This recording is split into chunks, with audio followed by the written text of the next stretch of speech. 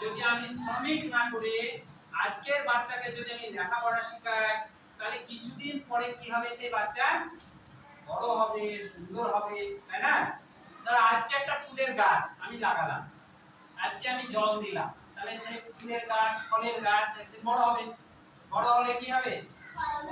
এই যে কাঁঠাল গাছটা আমাদের ছোট ছিল, আমরা জল দিয়েছি, বড় করেছি, তো এখন কাঁঠাল ধরছে।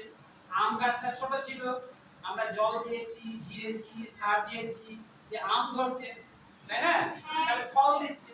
তাহলে আজকে যারা শিশু আছে তাদেরকেও যদি আমরা এরকম করে যত্ন করি, পড়াশোনা শেখাই, খাওয়া দাওয়া ঠিক মতো পুষ্টি দিয়ে খাবার দিই, তাহলে সে বড় হবে। বড় হলে কি হবে? সেও একদিন মাস্টারমশাই হবে, সেও একদিন ডাক্তার হবে, সেও একদিন ইঞ্জিনিয়ার হবে, তাই না? বড় হলে যখন ফল দেবে, তাহলে কার লাভ? আমাদের দেশের লাভ হবে না হবে না? আমাদের দেশের লাভ হবে। তার জন্যই বলছি যে আমাদের দেশের সবাইকে ভাবতে হবে যে আমাদের বাচ্চারা আমাদের সম্পদ। বাচ্চারা হচ্ছে ফুলের কুড়ি, বাচ্চারা ফুলের কুড়ি।